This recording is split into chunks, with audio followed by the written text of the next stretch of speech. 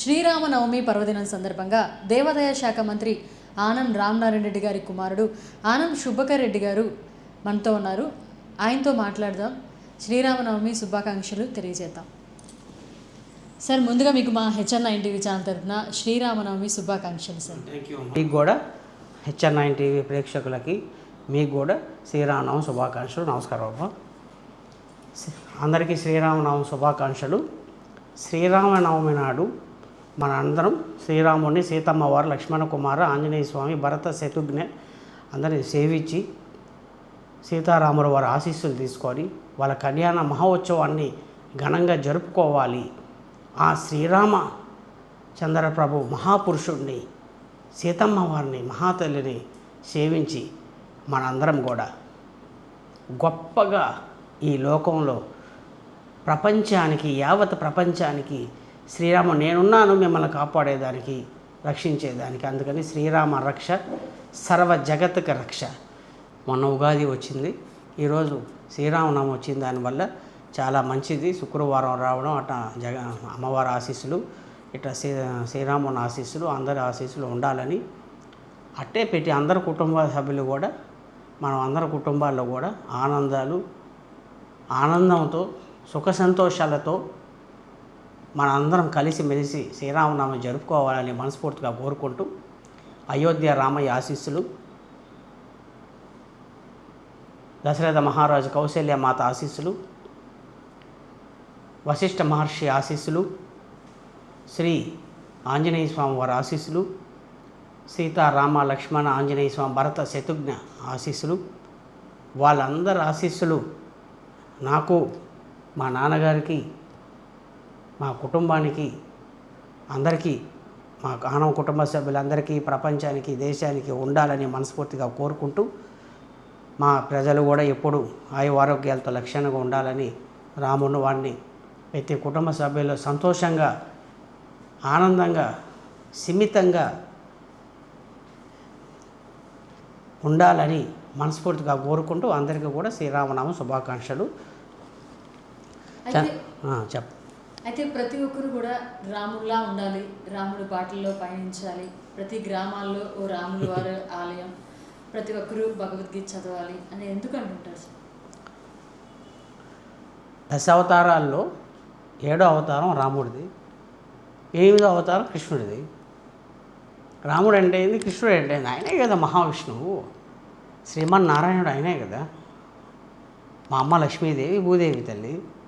ఈ ప్రపంచాన్ని పరిపాలించేది శ్రీమన్నారాయణుడు, లక్ష్మీదేవి, భూదేవి, బ్రహ్మ విష్ణు మహేశ్వరులు. ఎందుకంటే ముక్కోటి ఏకాదశి రావడమే గురువారం వచ్చింది స్టార్ట్ చేయడం. అంటే యాక్చువల్గా ముక్కోటి ఏకాదశి గురువారం రావాలంటే ఎవరైనా మన ఇప్పుడు నేను యాక్చువల్గా ఈ జిల్లాకి, ఈ సిటీకి మేము ఆనవాళ్ళం పెద్దవాళ్ళం కాబట్టి గురువారం పూట రాముడు వారిని సేవించిన, దర్శించిన మనకి, మాతో ఉన్న వాళ్ళకి, మా జిల్లాలో ఉన్నవారికి, వాళ్ళ కుటుంబ సభ్యులకి, ప్రపంచానికి అందరి ఆరోగ్యాలతో లక్షణంగా ఉంటూ, వాళ్ళ కుటుంబ సభ్యులతో కూడా సంతోషంగా ఉంటూ, వ్యాపార పరంగా, రాజకీయ పరంగా ఉన్నత స్థాయిలో ఉంటామని చెప్పి మీకు అందరికీ మంచి చేస్తున్నాను. శ్రీరాముడు కూడా రాజే కదా, అయోధ్యకి రాజే కదా శ్రీరాముడు కూడా. సీతమ్మ వారు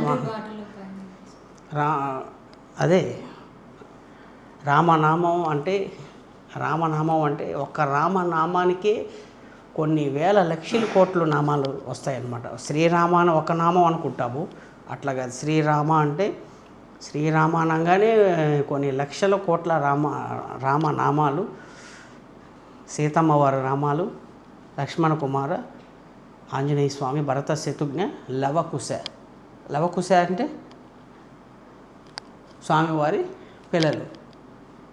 లవకుశ అంటే వాళ్ళిద్దరు, అంటే స్వామివారికి సీతమ్మ వారు, సీతారామ లక్ష్మణ ఆంజనేయ స్వామి, లవకుశ, వాళ్ళందరి ఆశీస్సులు మనకు ఉండాలి. అంటే సీతారాముడు, లక్ష్మణ వాళ్ళందరు కుటుంబ సభ్యుల ఆశీస్సులు నాకు ఉండాలి. శ్రీరాముని అనుగ్రహం ఉండాలి, సీతమ్మ వారి అనుగ్రహం ఉండాలి, భద్రాచల రామయ్య ఆశీస్సులు ఉండాలి, ఒంటిమిట్ట రామయ్య ఆశీస్సులు ఉండాలి, అయోధ్య రామయ్య ఆశీస్సులు ఉండాలి. అయోధ్య రామయ్య ఆశీస్సులు చిరస్థాయిగా ఉంటాయి ఈ ప్రపంచానికి. శ్రీరాముడు ఒక మాట ఈ ప్రపంచానికి సందేశం ఆనాడు రామాయణంలో ఒక మాట చెప్పాడు, నేను ఎక్కడున్నా అంటే కాలాలు మారినా లోకాలు మారినా నా ధర్మం ఎప్పుడు, నా నామం ఎప్పుడు మీరు ఎప్పుడు పలుకుతుండాలా, ఆ నామమే మీకు శ్రీరామ రక్ష అని ఆనాడు శ్రీరాముడు వారు, సీతమ్మ వారు, లక్ష్మణ కుమార్, ఆంజనేయ స్వామి వారి ఆశీస్సులు, ఆ రాముడు వారు చెప్పిన మాట అది. ఈ ప్రపంచానికి ఎక్కడున్నా దేవుడు నేనున్నాను కాపాడేదానికి, నేనున్నాను రక్షించేదానికి, నేనుంటాను కాపాడేదానికి అని ఆనాడు రాముడు వారు, సీతమ్మ వారు, లక్ష్మణ కుమార్, ఆంజనేయ స్వామి వారు. మనం అందరం రాముడు వారి ఆశీస్సులు, ఆయన ఎంచుకున్న మార్గము, ఆయన ఎంచుకున్న ధర్మము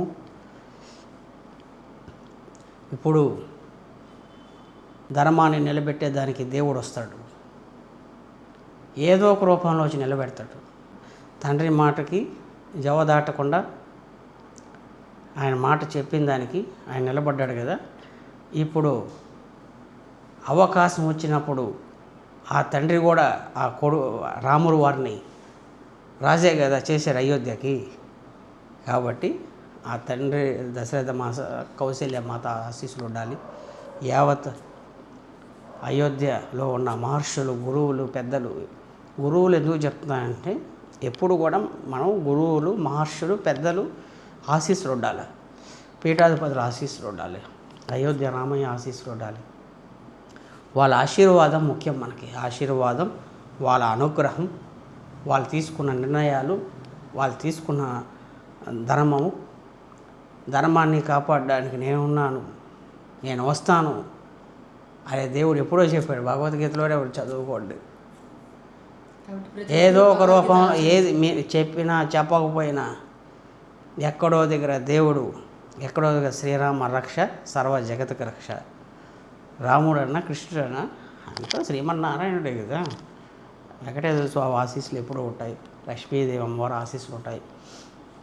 ప్రపంచంలో అందరూ సీతారాముల వారి కళ్యాణం చేస్తే ఆ ఏరియాలో పంటలు పండుతాయి, ఆ ఏరియాలో అందరూ ఆయువారోగ్యాలతో లక్షణం ఉంటాయి. శ్రీరామ రక్షతో పాటు సీతమ్మ వారి ఆశీస్సులు కూడా ఉంటాయి. వాళ్ళ ఇంట్లో సుఖ సంతోషాలతో, సిరి సంపదలతో వాళ్ళందరూ బాగుంటారని మనస్ఫూర్తిగా కోరుకున్నాం. ఎందుకు పల్లెటూళ్ళలో సీతారాముల వారి కళ్యాణం చేయాలంటే పండించే ధాన్యం కానీ, పండించే మనం మొత్తం అన్నీ ఏదైనా సరే, అది బిజినెస్ కానీ, రాజకీయం కానీ, ఇంకోటైనా కళ్యాణం చేస్తేనే, కళ్యాణం అంటేనే శుభప్రదం కదా. అందుకని ఆ శుభప్రదాన్ని మనం నిలబెట్టాలి. అప్పటి నుంచి వస్తున్న